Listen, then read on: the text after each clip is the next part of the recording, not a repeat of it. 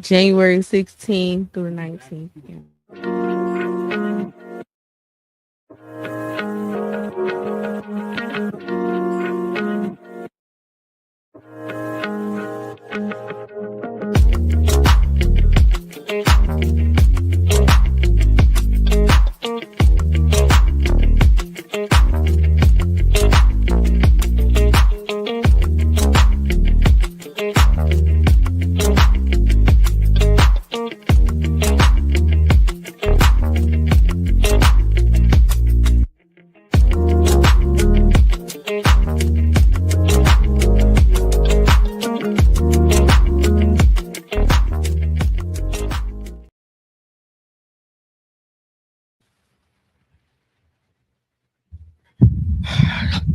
What's going on, everybody? Welcome to another edition of Where I Come From, where the only requirement is to be where I come from. You know what? Let me change seats because I sit high on this one. Really? Okay. Because I look way bigger than you. Okay. Like, way bigger. This is another reason why I like to pre-record mine because I still have to be a producer. So Okay, that makes sense. I can still go produce. It's my mic. Yeah. Oh, I really make you look small. Hey, that means I'm shrinking. I make you look tiny. Tashima, how tall are you? 3.5. Okay, this makes sense. Don't then. forget the half. Don't forget the half. All right. What's going on, everybody? Welcome to another edition of Where I Come From, where the only requirement is to be where I come from. It is I, Mr. Tone Deaf, aka Coach Tony, back in the building on this beautiful day here as we kick off 2026. As you know, I am now starting season 9 of Where I Come From. And if you've been paying attention to anything that I've been doing over the course of the last couple of months, you notice I've been doing a major rebranding.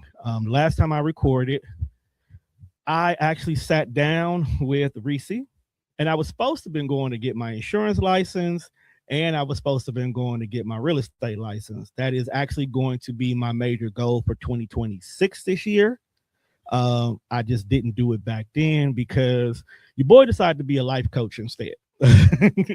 So I actually went on ahead and pulled the trigger on getting my coaching license. I'm actually internationally certified. So I'm not just anybody out here, because I'm legitimately certified to do that. And I am your business entrepreneur and career development coach. So if you are looking at trying to advance in your current career field and you need to know what you need to do to make yourself a better version of you, so you stand out in the crowd of applicants who are also trying to go for the same position, or you're an entrepreneur who recently started your business within the last 3 years and you want to not be one of those statistics that don't make it past 5, go ahead and go to snacoaching.com. Just type in SNA coaching, will automatically show up, and book one of my consultations. I'll get you together. You know, that's what I do. But I am joined here today by a very special young lady. If you have watched majority of the shows on TDR over the course of the last couple of years, you have seen her in one shape or form. She actually was a guest earlier last year on Where I Come From, as we talked about Fight AAA. Yes. And her brand, as she is on her sobriety journey. Yes. Since then, she has hit over 1,000 days sober. Go ahead and clap it up for her. In regards to that, I am beyond proud of her. I am joined by Miss Tashima Dean. How are you doing today? I am doing great. How are you? I'm black. I am definitely black. I'm so glad that you're black. I'm so glad I'm black too, because being black is lit. Being black is lit. Definitely dope. But since we last talked, since we last talked on air, because me and you, we're still really good friends, so we talk and we be outside running into each other and stuff. Outside. How's your sobriety journey been for you lately? It's been challenging. I was getting ready to ask that. It has been challenging. I am still sober. As you should be. I'm still sober. The challenges come with a lot of just having to be able to sit in my emotions, deal with stuff, I've been outside. So, Yes. we have been on wine trains. Yeah. She brought her own non-alcoholic wine Yes, for that one. did. That is when I knew this girl was not, even though the 1,000 days should have proved that you was serious about this. Mm-hmm. But when you pulled up to an event that is dedicated to basically getting drunk with your own stuff, it's like, look, I want to party, but I don't want to touch that over there because I got this goal I'm going on. And you bring your own 2 bottles. And when we were drinking the whites, you grabbed that 1 bottle that was the white version of it. And then we were drinking dark. It was challenging. Like, I literally, my anxiety was beating my tail. Like, it was. I wanted to experience it because I wanted to see if I can do it. So it was a challenge, of course, But with the wine glasses being passed around and then everybody is pouring. I'm like, hold on, let me make sure I pour my non-alcoholic because I didn't want to make a mistake. So let me ask you this question. Mm-hmm. What is it that's really drawing you to possibly step over the line? Because if you were to, let's just say, for an example, give the bartender or the server your non-alcoholic wine and they pour yours into the cup, you could still have the same experience. But what made you want to try the actual wines in those situations? So do you mean for the wine train? Yeah, I'm gonna use the wine train for an example. For one, I wanted to be with my friends. You were with your friends. Yes, I wanted to be with my friends. I was looking good. Yes. I just want y'all to understand, this is how dope I am. It was only like 2 guys. And they're like a train full of women. Yeah. A train full of beautiful women. We had a great time. So y'all got to start doing new stuff. Stop doing the same thing all the time. If you see something different and you be like, just sign up and do it. You never know. Right. So for me, I wanted to see if I can do it. And I wanted to prove something not only to myself but to you all too. Okay. And I'll never do it again. Why? Just because I think trying to stay on top of my sobriety and making sure I had a non-alcoholic, my glass filled at all times when people were coming around, that was challenging. So this is what I want you to do. And this is what I want you to put in your back of your head.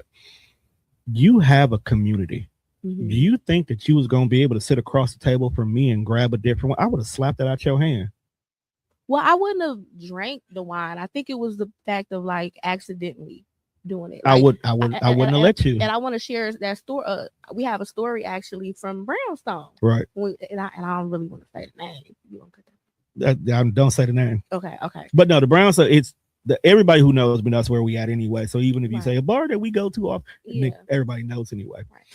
So I'll share about that story later. Right. I'll share. I mean, I know what it is, but even then, I'm proud of you because you even knew like something ain't right.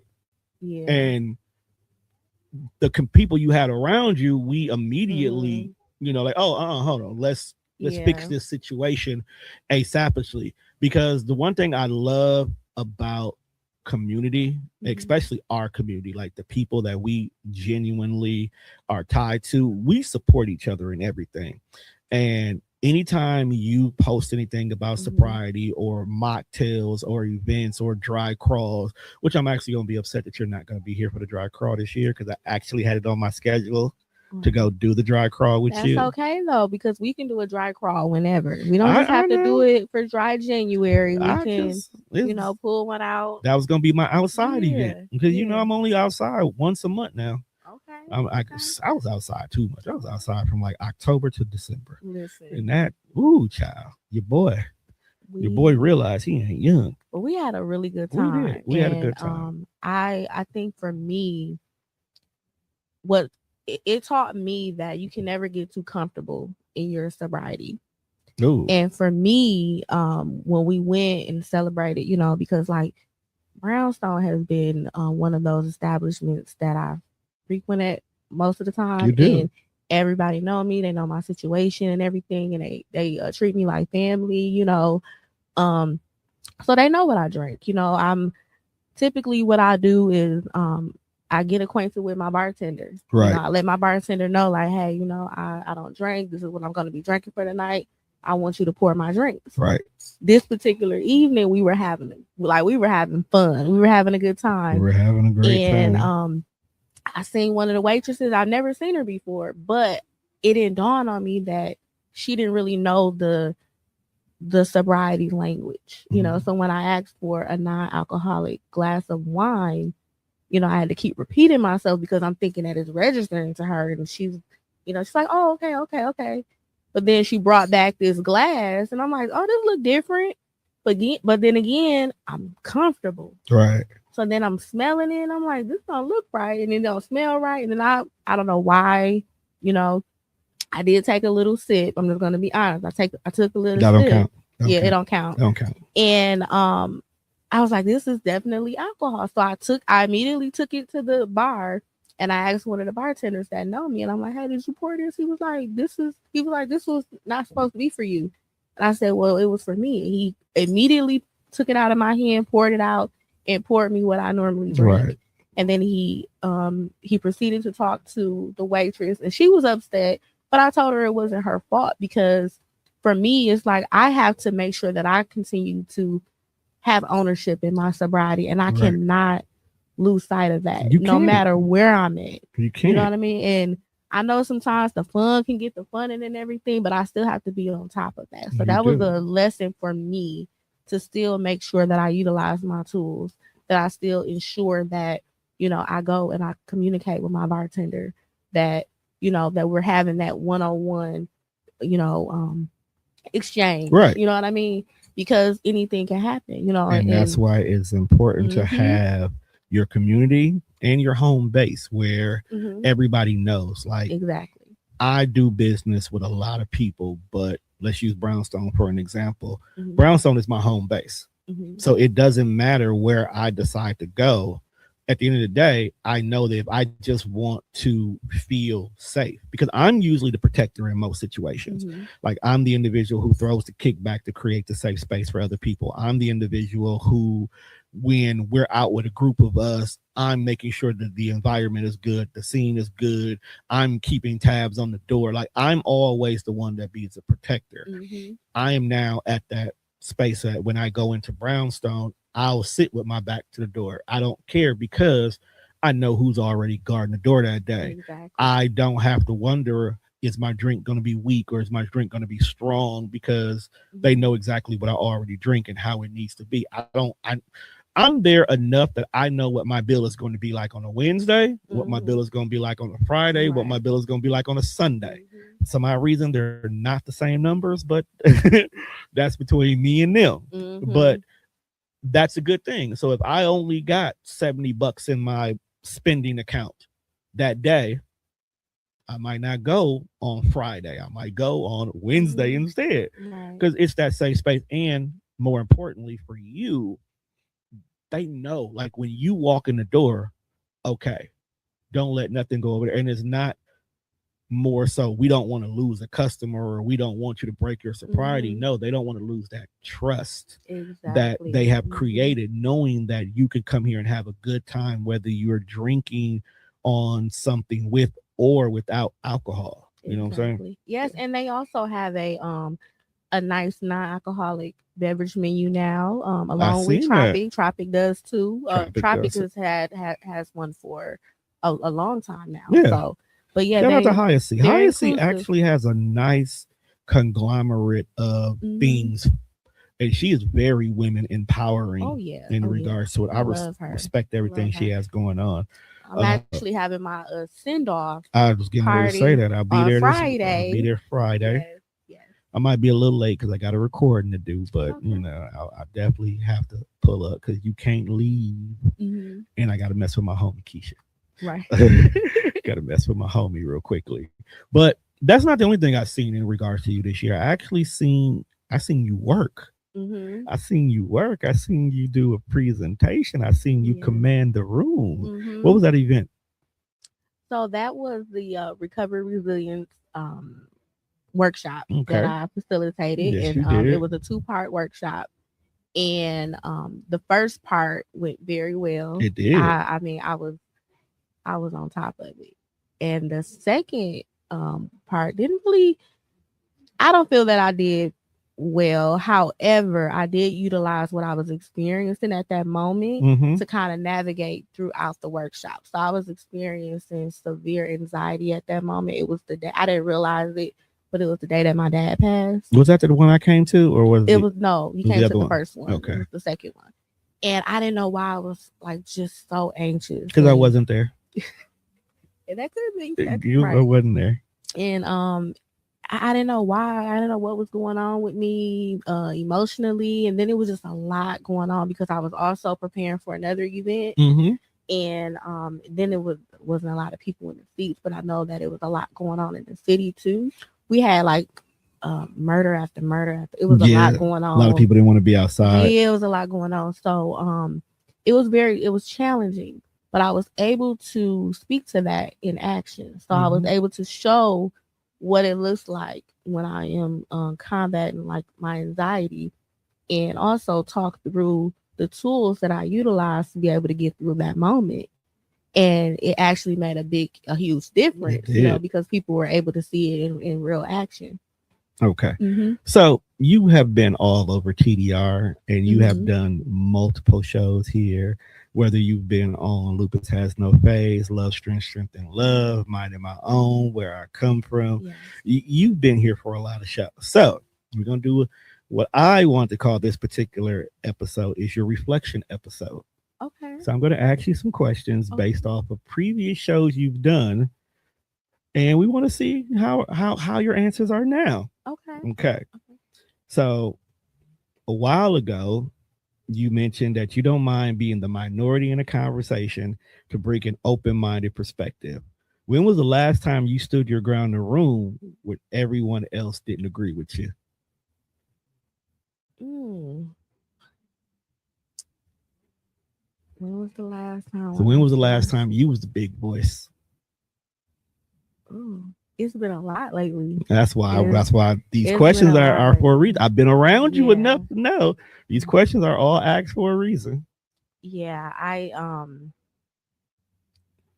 had an interview. And I actually got the job Just for like the I was like, is interview. this the interview? Yeah, We'll talk it's about that at the end. the interview. And I wanted to when it comes to the government, it's really hard. Like you really can't talk about like your spirituality and Mm-hmm. God and all of that. And um God has been a tremendous like part of my life Right. in the transition that I've been going through. Mm-hmm. And for some reason I felt compelled to talk about my relationship with God and how he has molded me, within this season. And I'm sitting across from all of these people who may not even believe, Right.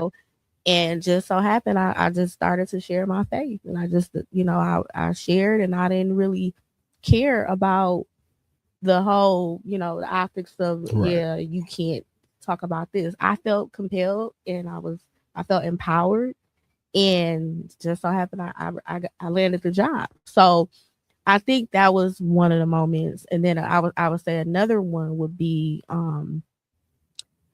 let's see, when we were on a wine train. Okay. When we were on a wine train, and people kept coming around, and they're asking, "Hey, you want another refill?"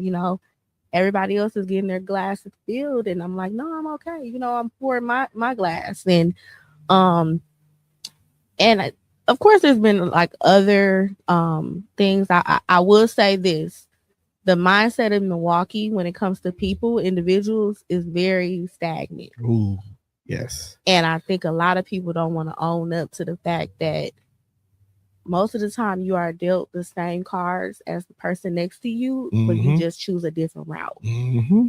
And that's one of the things that I've been on, like I've been talking about freely, because we can get out of the poverty mindset. Right. We can change our mindset. We can change things in our lives. Our lives can be better, but a lot of us are so stuck in our own way, and we're operating with fear that we don't want to make the change. And that's one of the major things that I see in Milwaukee. And I'm glad you bring that up. Like the poverty mindset to me has always been like so funny because I grew up on 10th and Monarchy. Mhm. So I'm 5'3", 206 for life. That's actually why me and Mikhail are so tight. Mhm. Shout out to my business bestie. Love her. Love her. Shout out to my business bestie. Mhm. But as a kid, or even as a teenager, I wasn't poor. Mhm. I wasn't in the ghetto. I just happened to live on the north side. I Mhm. happened to be able to walk to North Division when I went to school. But I never looked at myself as being poor. I never looked at myself as being broke because one, every single car that my family had, we owned. Mhm. My granddad would leave. When my uncle come back, we got a new car. Like Mhm. 5 or 6 cars parked on the side of the house. We all knew how to fix on cars, so we never didn't have to go without. My granny taught every last one of us how to cook, how to clean, how to Mhm. fish. We knew how to do everything, so we were very Mhm. self-sufficient. I never not had a bunch of stuff under my Christmas tree. I Mhm. never not had clothes on my back and shoes on my feet. Now they may not have been the shoes that everybody else was sporting, Mhm. but they were shoes that I wanted. Right. You know what I'm saying? Mhm. And we all knew how to get out and get something. We were all natural hustlers. So the poverty mindset is is something that you instill on yourself because you want to be handed everything and you feel entitled that you're supposed to have it. I've never been like that. Mhm. I could lose my job. I will lay on the phone on the floor. I'll crash out for about 5 minutes and then I'll figure it out. Mhm. You know, I've always Yeah. been like that to the point where my friends would be like, damn, Tone, you'll never stay at the same job too long. Right. Why should I? I want better.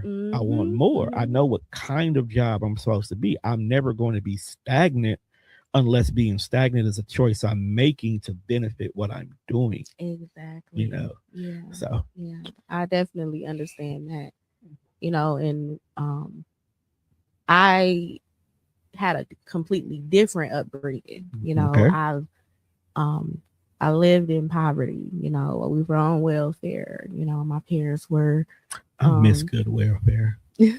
I miss block cheese welfare.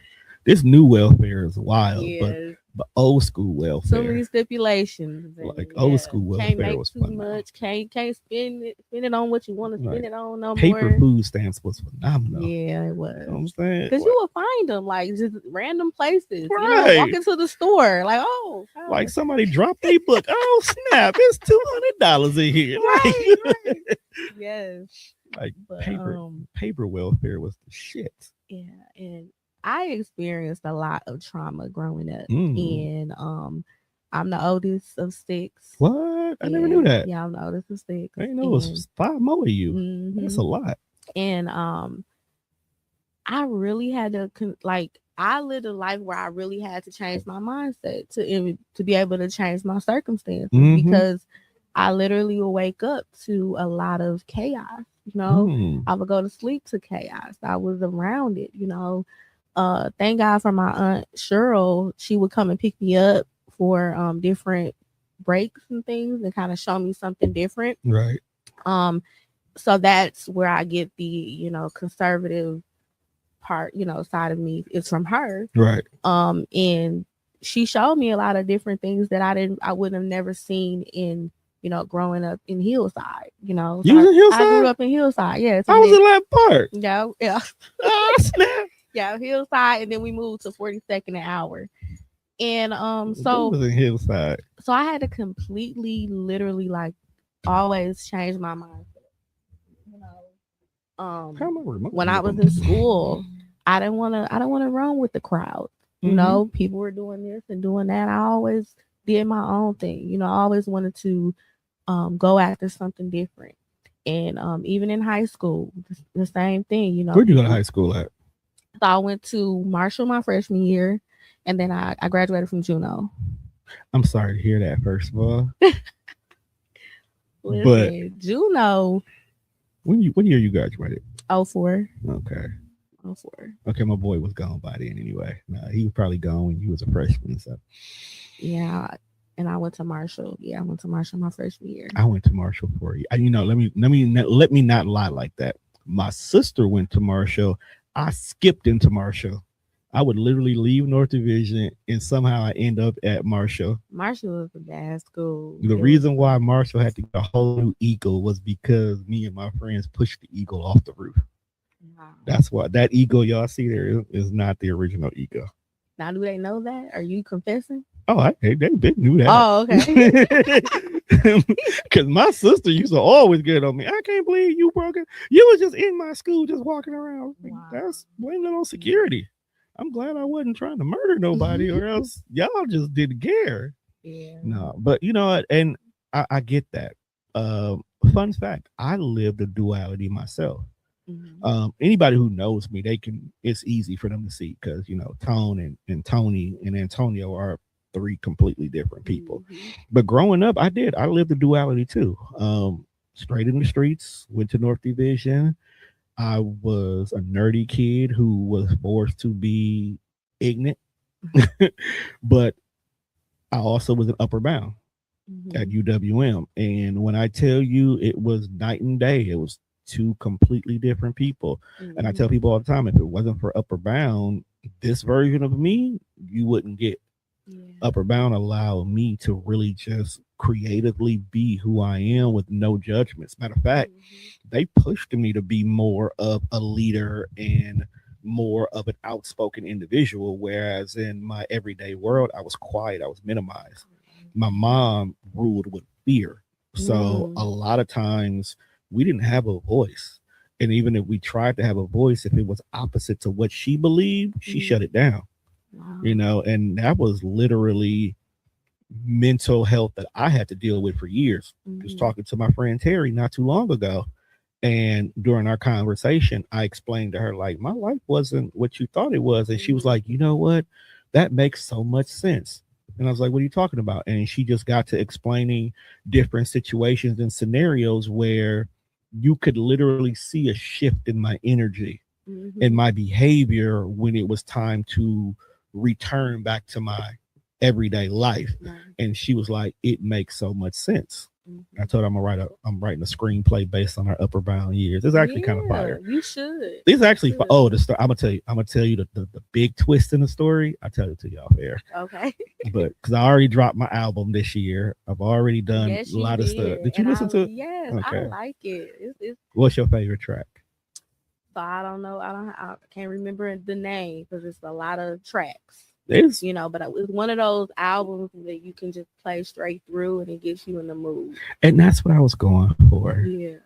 My friend, one of my real good friends, she was like, my favorite tracks was the ones that didn't have no words on it. It was just, she was like, you told a story with the music that was just there. And I was like, I love that. That's why I love jazz so much because of the instruments, and you can kind of just. I don't know. Did you notice that there's a little riff pattern through all of it? I was listening to my own album the other day. I was like, this riff is in everything. Like, what was I doing? It was like just a riff in everything. But I also got to tell you about that album too. Well, you might already know about that album if you pay attention to it. Okay. Yeah. You don't talk about it. You ain't got to talk about it. Everybody know. If you know, you know. Right. All right. So in a previous episode that you've done with us, you said that you was a different person than you were 3 years ago. Since then, looking back at the version of you, because this was about 2 years ago, what's the most significant change of your character since then? Oh, I strive to be me all the time. And when I walk in a room, hold on, wait a minute. Unapologetically. Yes, definitely. Let's make sure you add that part. Yes. So if I messed up or whatever, I'm not apologizing. I'm not, hey, I'm showing up. And then when I walk into the room, I make sure that I take up space. Oh, you do. And you know what? I'm glad you said that. When I first met you, you were very reserved. You were quiet. You were a part of the experience, but you would be one of them people where when I look at old photos, like, oh, Tashima was there. You're not like that no more. You gonna know I'm there. You there? Because I'm gonna hug everybody. You loud. I'm loud. Yes. You're not ghetto loud, but you loud. Like you're Goofy. present. Like you're present, and I love that for you. So I'm glad that you are now you, because I feel like if you wasn't unapologetically you, you wouldn't be making this big life change you're about to make. And I'm glad. And to me, I'm just happy for you. Thank you. I mean, my sisters and them are already there, so it just gives me two reasons. I go visit them, and when I'm sick of my nieces and nephew, I'm going by your house. Oh yeah, Okay. definitely. We're gonna be All outside. right. So, how does the realization that everyone is afraid change your perspective of your own fears? Because I know we were talking off screen about you came to the realization everybody is afraid of something, and fear does control a lot of things. How do you manage your own fears in situations? It got to be done. So most of the time with me, my fears come from making difficult decisions, Right. life changing decisions, and then also the fear of what other people may think. Okay. And once I've gotten past that fear of caring about like what people may say, it's like, okay, yeah, you know, I did it, you didn't, right? So, what's your fear about this current life change? Not knowing. I don't know what I'm walking into. I'm literally moving by God's hand. Okay. Literally, I've never been to Phoenix at all. This will be like when I get there, it's gonna be the first time I've ever. You've never visited or nothing. Nothing. Definitely a move of faith. It's going to be a culture shock. Number one. That's what I said. It's only because we grew up in an area that we experience all four seasons. Mm-hmm. So with a season or two being completely taken out of the equation, and a season or two being amplified, it's gonna take you a minute to get adjusted. But once you do, baby, you ain't never coming back. Listen, you ain't never coming back. I'm not. It's the gift and the curse I hate about going to visit my sisters, or going to visit any of my peoples that are over in the Arizona, New Mexico area, is because the summers can get hot, but it's a dry heat. So you got to prepare yourself for what that kind of heat looks like for your body. Okay. And once you get used to that, once you adjust to that, once you figure that out, it's going to be difficult coming back to an ever-changing climate like here. They have days where it gets up to 110. And I didn't know thermometers went that high. I stayed in San Antonio when I was in the Air Force, and we had days where even the military would be like, look, we shutting down. Go to y'all rooms. Just stay there.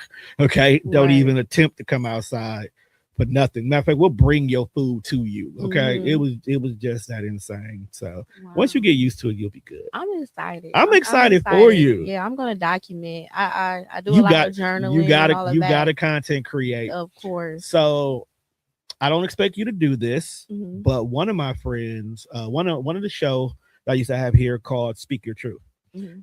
She ended up getting a job opportunity in Dallas, Houston. One of the two where she ended up moving to Texas. I want to say Houston. And she literally started documenting her transformation, that she started a business called Welcome to Houston, where literally people, as they migrate from wherever they from to Houston, she basically gives you a crash course on how to become a Texan. Okay. And it's pretty dope. That's why I keep thinking Houston, because of Houston Texans. But yeah, and I used to watch it all the time. She very heavy into the vlogging. And then she turned it into, like, they used to do the Milwaukee, Texas meetups, where anybody who already lived in Houston that happened to be from Milwaukee, she would throw little events where everybody would come together. And then if somebody had someone new that was moving to Milwaukee, they would all get together and they will meet them, like your neighbors coming to see you. Like, hey neighbor, welcome to Texas. We're from Milwaukee. We know how fucked up snow could be. Okay, we understand Christmas. You're used to seeing this, but this is what we're gonna do instead. So I thought it was pretty dope. And I'm not saying you should do that. Well, I already have some events that I've created already. So I'm just waiting to kind of get myself stable down there. And your first couple events, you got to throw some virtual on there so the people at home can support you. So we can support you. We want to see you do big things. All righty. So in one episode, you describe resiliency as getting back up because life doesn't stop. How do you personally distinguish between moving on and fighting back as a setback? Oh yeah, I did my homework. When you're the producer, you do your homework. moving forward. Moving forward. Because this is what you're doing right now. You're moving forward. Yeah. I think when you, for me, when I've seen how good it can be being here, Mm-hmm. and especially when I took my hand off the wheel and I allowed God to lead, I could just imagine how good it's going to be moving ahead. Okay. You know, and a lot of that I'm experiencing right now, I've prayed for this. Okay. You know, and you got to be ready for what you pray for, because God is definitely, if you literally believe and your faith is there 100%, He's going to show up. It's going to show up, and you got to be ready. And I may not be fully like mentally ready, but my heart is there. The mind will always catch up to the heart. So Mhm. don't worry about that. Yeah. Once your feet touch down, your Mhm. mind will catch up to what you are, Mhm. where you are in regards to that. Mhm. Follow-up question. Mhm. What are you gonna miss from here? Um, And not people, because right. people can always come to you eventually. But what are you gonna miss from Milwaukee? I think I am going to. What am I going? Oh, I'm going to miss the summers. Like, we have some of the best summers Me too. here. The festivals and things. The events. We have some amazing events. Well, you get to experience new events Yeah, there. right. So you don't know what they do there. They may get Yeah. down in a way you never thought. Yeah. They have a very high Hispanic community down there. Mhm. So looking to see what they got going Yeah. on. Because when they start partying, it may not stop until next month. Right, right.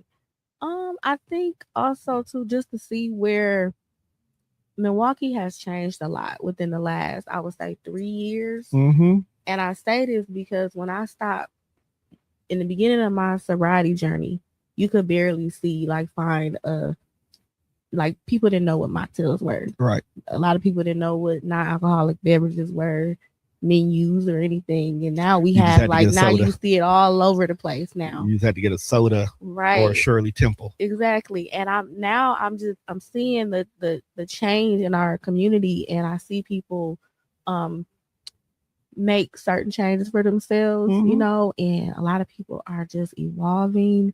So I'm going to miss um seeing others' journey, like Mm. face to face. Do you And think that a lot of this change is due to the fact that everybody that is part of our world, because they're getting old, we're all together going into these different phases? I say this as in, when we were 18 years old, we wasn't caring about what our uncles were doing because they were 30 and 40, right?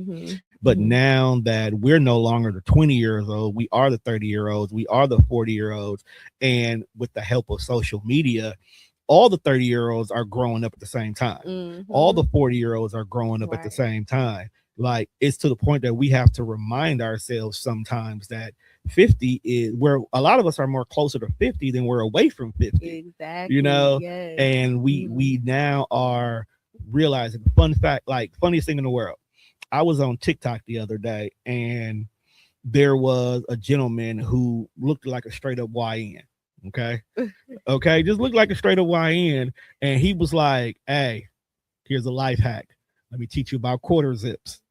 And I'm watching this video, and when I tell you, this young man went from a Kia boy to a distinguished gentleman by just changing his jacket and putting on a pair of khakis. And it was like, that's how I feel like a lot of us are. Like, we are the Nike Tech jogging suits with the Jordans and the waves, to now we have the full blown beards with the buttoned ups and the quarter zips. We still got our J's on, but we're not buying every single drop. We're just getting the ones we specifically like. And we're going to more grown up events. We're going to fashion shows, and we're going to cookies and cigar events, and we're doing more maturity things. We're putting on a suit that got your ankles out together, and we're coming up with it together. And I'm tying this all back into, like, one event that me and you both attended this year, which is a beautiful thing, and I can't wait for next year's Family and Friends Fest. Yes.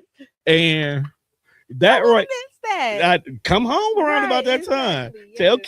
Keisha to buy your ticket, and that is Right. when you take your vacation to come home. Yes. And during that couple of weeks that you're Man, here, we you had a experience blast. summer. And oh my God, Tent War next year is gonna be Oh, we had insane. so much fun. We had I so think much fun. I have had the most fun like in 2025. I I'm think talking I about did too. socially just being in my recovery that I'm like, this could it gotta get better. It gotta get, I'm like, cause we had a pretty dope year. I honestly say We had a this pretty dope year year. socially, yeah, I have to agree with you. This was probably my best year socially Yeah. because I really was trying a lot of new things. Hmm. Like around about the 10 days I was outside for my birthday, I actually went to the symphony. Now I hadn't been to the symphony in years. Hmm. I'm a Mozart baby, so I Hmm. grew up going to the symphony. Bach, Beethoven, I Mozart, like that. like check. I used to always be there at the symphony. It was just my thing. Hmm. Okay, so this year, went to the symphony because it was symphony in the movie. Okay. So they was The Home playing Home Alone Alone. 2. Yeah, they Home were Alone playing Home 2. Alone Yeah. 2 while playing the movie, and the experience was different.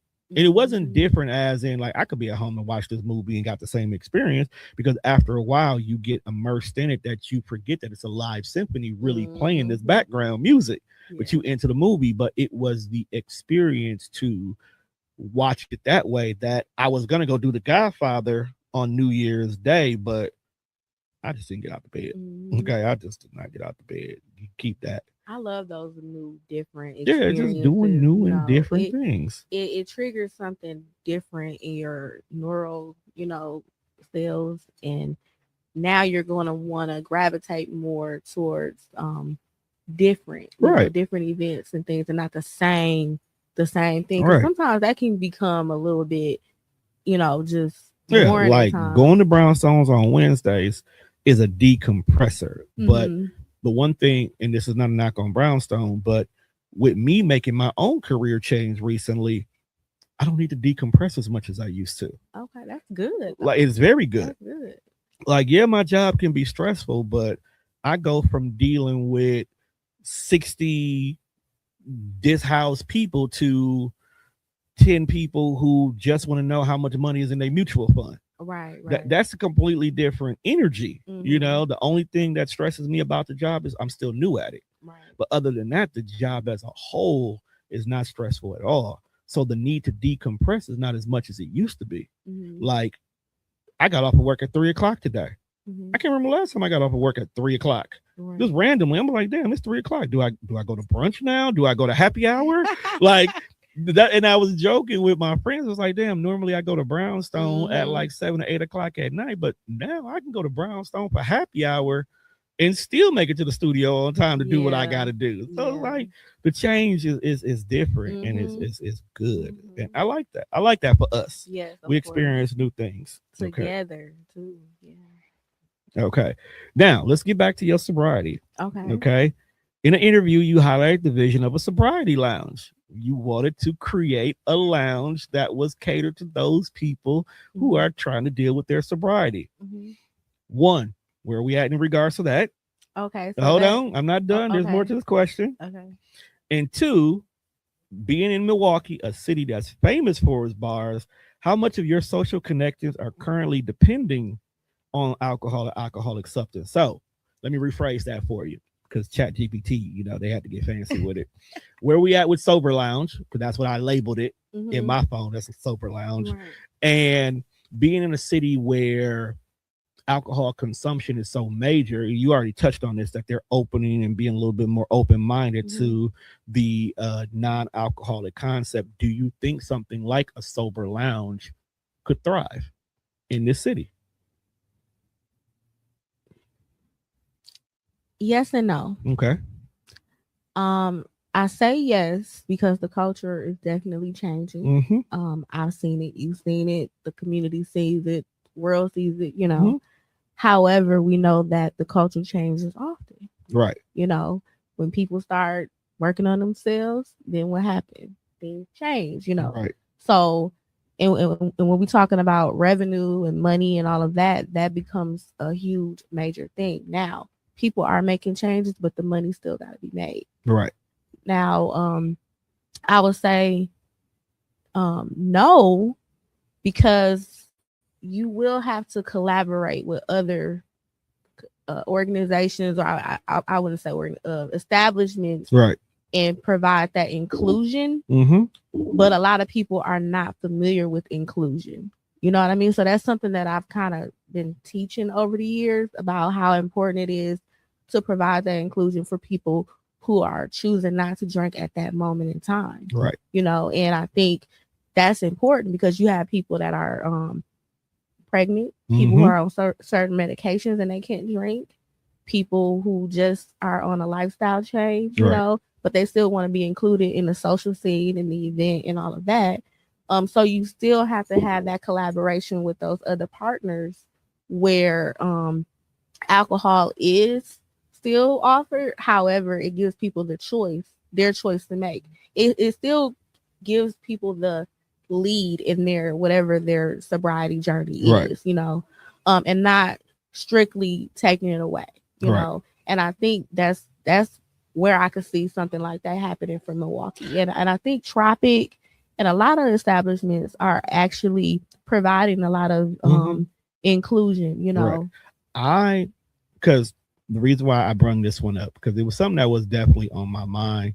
Because like you say, we live in a city where there's more bars per square feet than there are churches. Okay. And in some cases they buy right by each other. You know, I can go to liquor store, bar. It's literally can be that small. So something to have an establishment that is 100% dedicated to sober life, I think it'd be more so about how you market it.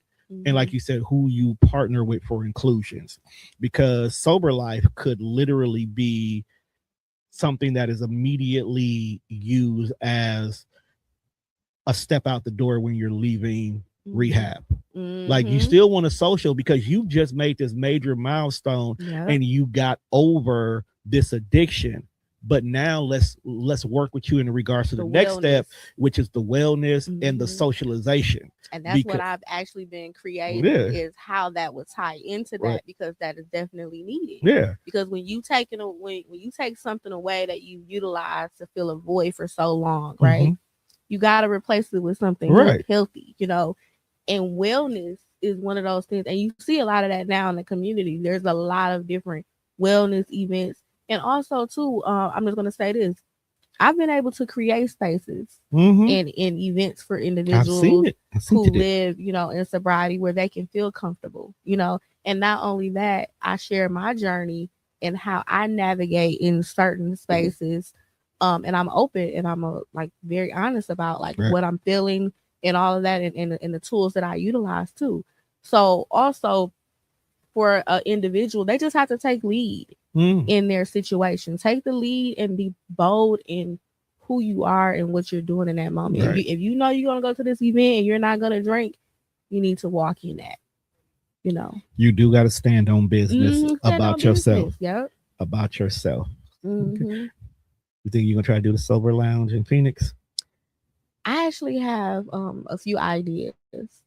Because I know some people that know some people. So because a hydration bar in Phoenix sound like it'll hit. Yeah. So I'm actually I'm still creating this drink, the one that I've been working on since Rise MKE. So look, I'm still working on it. I wanna I'm such a perfectionist. Oh, you were supposed to be in cohort 10. Listen, God, I just thought about that. God had other plans. But it's okay. You still Cloud 9. Yeah. You still part of Cloud 9. That's what I told Jonna. I'm still on Cloud 9, so it's cool. That's cool. I'll make you a Cloud 9 TDR shirt. Yeah, please do. Did you come to the graduation? Yes, I did. So you seen mine. Okay. Yeah, I did. I'll make you one just like that. Okay. They had Cloud 9 in the back of it. I might give you mine because that show don't wear it. All right. So as you admitted this earlier, you're the oldest of 6 siblings and a grandmother. Yes, I'm a grandmother. Don't I look good? You look good. Yes, okay. I'm a grandmother. You've always been the go-to individual. Okay. How do you balance solving other people's problems while maintaining your own peace? Oh, we. Because you a grandma now. Yeah. Um, I've had some situations over the last couple of months because like How people did pulling on you. how is that? Is they coming with you? No, So how are no? Let's no. stop. How are you going to handle being away from your grandchild? So okay, Because I know, because next to that dog, that your grandbaby is usually the only other person in a lot of your yes, photos. of course.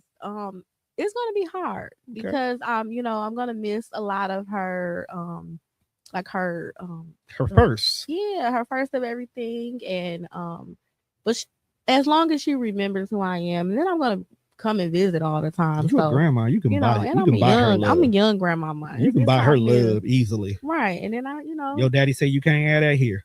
right, and it's You time need for me to live my $50 life. here. You do need to live your life. It's time for me to live. I raised kids. Now it's time for me to live mine. So, but yeah, um, I think my daughter is gonna take. She's been taking it hard, The one that came to your book signing? Yes, my Oh, daughter she not coming Anaya. with you? No, no. She has to finish school, so she's in nursing school right now, Okay. and She can't transfer out there to Arizona? she can. The She U the can. UW? I need her to just give me a year to get myself together, Okay. get settled. I want to. Is she staying on campus? No, no, no, no. She She has got her her own own place? place. Yeah, she Okay. has her own place. She's independent, Mm, great mom. Yes, okay. on her business. Yeah, my baby is definitely her Okay. mama. Okay. Proud of her. Yes. You go. All right. What time? Is that up there? What time are we at? Okay, we've been doing this for a while. Okay. What's the difference between learning to love yourself and simply accepting yourself? Oh, learning to love yourself. Um, Listen, I actually Because had to. the reason why I asked this question, because like we talked about earlier, Mhm. I've seen you Yeah, I glow up. love. Yes, I I seen you, and love. I'm gonna use Mikhail word. I seen you glow up. Yes. Okay, so you definitely love yourself Mm-hmm. more so than accepting who you were. Because when you were Right. going through your sobriety and you're coming on the end, and you were probably at maybe 750 days sober, Yeah, you were just accepting the new you. I But was. now you loving the new I you. love this new me. I am experiencing something new about myself every day, Okay. and I enjoy it. And sometimes I kind of get it confused when I'm feeling a certain type of love, like energy from people, Okay. and I'm thinking that it's them making me feel some type of way, but it's really me just setting a boundary and loving myself, and I'm Exactly. not just accepting anything from anybody. Like the way I move, the way I talk, the way that I my those expectations that I have out of people, Mm-hmm. like it comes back to me in the way that I present it. Right. And so I just realized that I'm receiving the love that I'm like giving to myself. Have you found yourself shifting your boundaries with certain individual because of this newfound self-love? Because self-love is the best love. Yes, yes. I actually had a situation where I love to spend time by myself. Like my solo time, I am guilty of that too. my solo time is so important to me, and I would Mhm. go out by myself because sometimes I just don't feel like peopling. Like I don't feel like people have their things, and then I have my things, and then we get together, and then we're having these conversations, and now I gotta sit in the emotion, and I just want to live life and listen to the music and have a great time. Ain't nothing wrong with that. So some people may not understand that because I would choose to be by myself and kick it by myself and go experience new things by Right. myself because now I don't have to hold space or because sometimes people drain your energy, especially when your Ooh. energy is like I know how my energy is. We are empaths. It man. Okay, we don't even have to be interacting Woo. with you. You could just be negative energy over there. And now I feel it. And now we at home heavy for no reason. Exactly. I don't like it. So for me, I would go out and I would have a really good time by myself. Mm-hmm. And most of the time, you're gonna see me by myself. And I'm not one of those individuals that I'm like clicky click. I know this person, that person. We gonna kick it, but I'm gonna move around and go talk to this person and go over here. Right. So yeah. What's up? I love the new you. Thank you. I The old you was dope too, but I love the new you. listen. Nothing compared to this Tashima today, cause It's a new you. this girl on fire. You are. This girl is on fire. Let me quit.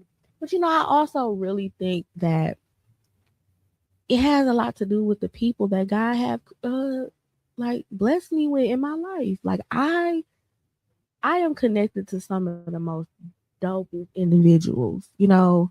They inspire me. Y'all inspire me. Oh, thank you. I Uplift try. me. Doing major things. Always coming up with a great idea. Always validating me. We validate each other. We support each other. We pray. Like it's God just he did his thing when he sent me my people, and Thank they're you. not just right here. They're scattered around. And I know some of everybody, and I just love everybody. Okay.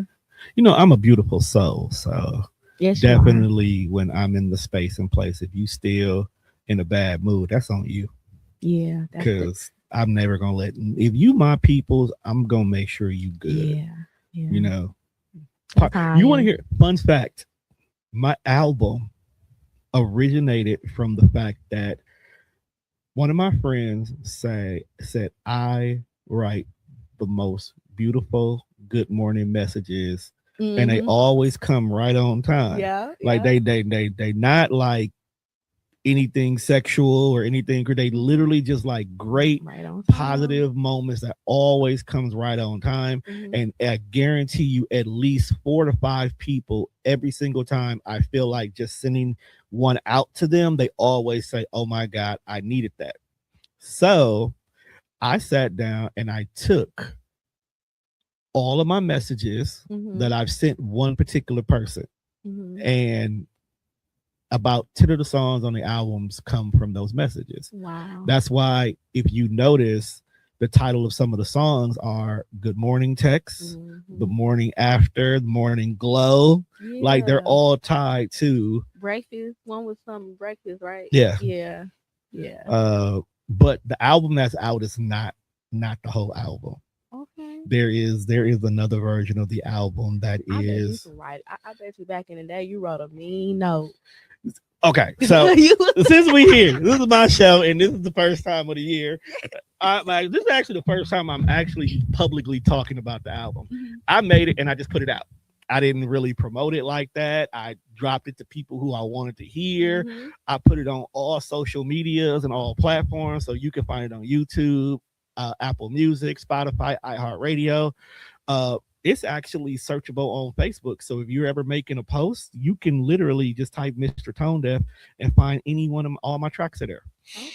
And both versions of Black Women Yeah, is a whole fucking vibe. you sent me the whole album. Yeah. I'll So a listen lot to of people that. got Yeah. the whole album before the Mhm. public got the album. Yeah. And I just released it on like December 21st for no That's so reason. dope.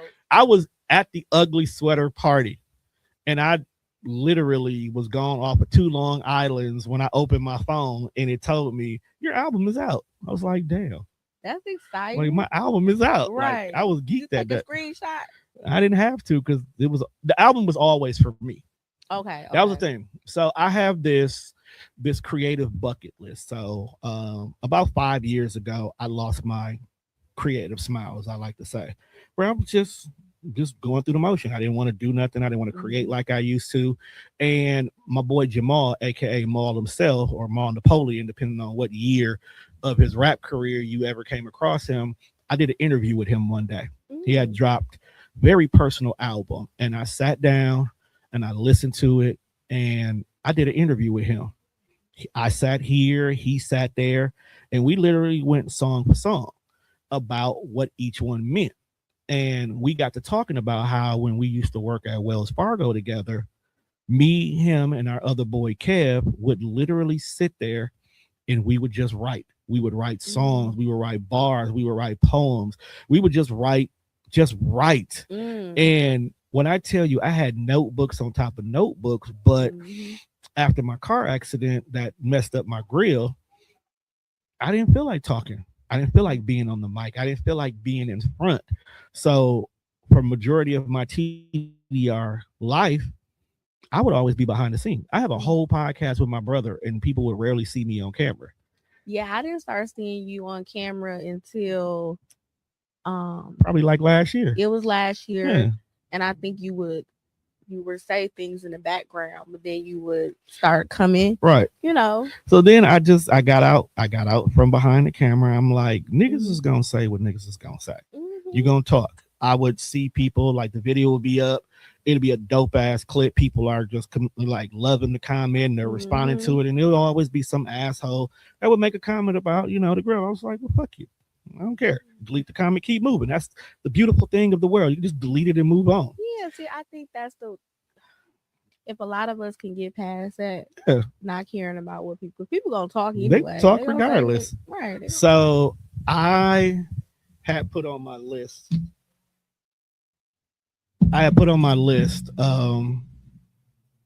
now I gotta cut this. You outside?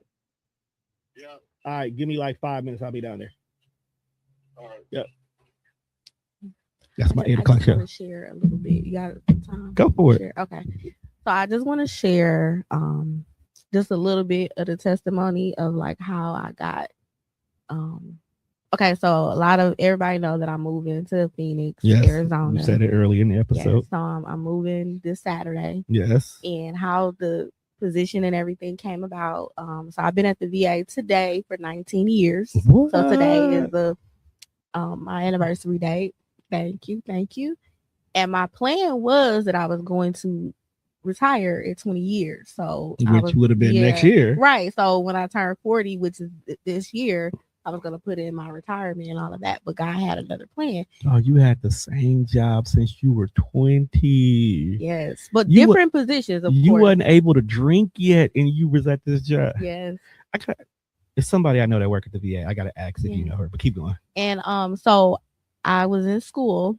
I went to Concordia, and I was studying healthcare management, and we had to write about a program that our current employer, department that we want to revamp. Right. And I had already worked in a lot of different departments. And one of the things that I had noticed is that there was a disconnect between the veterans understanding and knowing what resources are readily available to them and what they can utilize to better themselves and with their career and their lifestyle. I wrote about this program, and I talked about when the veterans come back into the civilian life and the difficulty of receiving their benefits and things like that. So I've been working in compensation for 3 years now.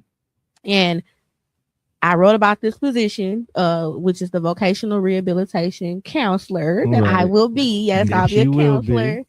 And I was at work on a Friday, and I seen the recruitment email come through, and I'm looking at the email, and I'm like, okay, I'm gonna, I forward it to my personal email, and then I go home and I'm looking at it, and I'm looking at the job description, and I say, this sounds like me all day. This sounds like the position that I wrote about from my paper, from my practicum paper when I was in college, So I'm like trying to search for the paper, couldn't find the paper and nothing, right? So I started applying for all of the positions because they had them all over. They had Phoenix, Virginia, Washington, D.C., Milwaukee, Chicago, Atlanta. So I'm applying for all of them. You're not wrong. And I get called for 3 interviews. One was for Phoenix, one was for Atlanta, and the other one was for Milwaukee. The Atlanta one would have been dope. Right. Nah, I want to live in Atlanta. No. And so what happened was, I'm going to make it quick. I already wanted to move to Phoenix. I didn't know why. God had planted the seed a year or so ago. Okay. And that's a whole nother story. And I just didn't know. I'm like, why do I feel so pulled to go to Phoenix? Right. And I've never been there. I don't know nothing about it, Right. And all of a sudden, the first interview I had was Phoenix, the one for Phoenix. I did terrible. And it was a virtual interview. I did terrible because my anxiety was all over the place. I was nervous. I was stuttering and everything. But then when I started to talk about my faith, that's when I started talking about my faith. That's when I balanced out. Exactly, right? And then I had the other interviews. I didn't get those, but Phoenix was the first place to call you back. To call me back. Yeah. And I'm like, okay. So I was really shocked about it. because this is a big move. I'm talking about, it's not like no little promotion. So here's just to round it off. Here's the one thing that I want you to take with you. Mm-hmm. Whatever room that you want to get in, if they're willing to listen to you, you already supposed to be in that room. Exactly. So the simple fact that Phoenix still wanted to do an interview with you, they probably already had their mind made up. They just need to go ahead and confirm. Because like you said, you already wrote about this before. So somewhere in your application, when you filled it out, you said all the right things that made them be like, she gets it. Now we just need to know, when can you move here? Yeah. When can you start? And what do you need from us? Right. And that's literally what it was. So when you added your faith into that, and the fact that God guided you there, that means that you actually that means you're going to care about the job. See, a lot of people don't want you to talk about religion in your job, but a lot of people are tied to religion. So if they see that you have a strong faith, that means you have a belief, that means you care. Caring and those soft skills is really what most jobs are looking for people. We can teach you everything else. So that's why what we talked about earlier that may be missing from you, it didn't matter, because the most important parts that we can't teach that you've gotten from 19 years of doing this job is why you're here. Yes. And I spoke about my sobriety in the interview. And that means you ain't never coming to work drunk. So they ain't got to worry about that. So, but with that being said, we're going to go ahead and wrap this show up. I have nothing but high hopes for you, and greatness will come from this role. And I know you're going to change the world. And whenever I decide to go visit my sisters, I'm definitely going to make sure that we get together and you act as my Phoenix tour guide. Bring the bae with you too, so he don't think nothing's going on. But with that being said, make sure you check us out on all streaming platforms, that's Spreaker, Spotify, iHeartRadio, or wherever else you listen to your podcasts at. Make sure you go check out snacoaching.com. I'm telling you, the best thing you could do for you is at least get that one-on-one consultation. Because if you see the way we talk here, just imagine how we're going to talk when we have our one-on-one in regards to it. Because I'm going to help you be a better person. And follow Tashima everywhere. Yes, everywhere. Tashima Dean, Coach Miss T, Facebook, Instagram. Oh, you are Coach Miss T. Yes, I'm a recovery resilience coach. You're Coach Miss T, and I'm Coach Mr. T. Now I want to be Mr. T. That got a whole another thing. I'm Coach Tony. Okay. I'm Coach Tony. I'm going to help you get your business together. So if you lost your job because you were drinking, book both of us. Okay. With that being said, we are out of here, people. Peace.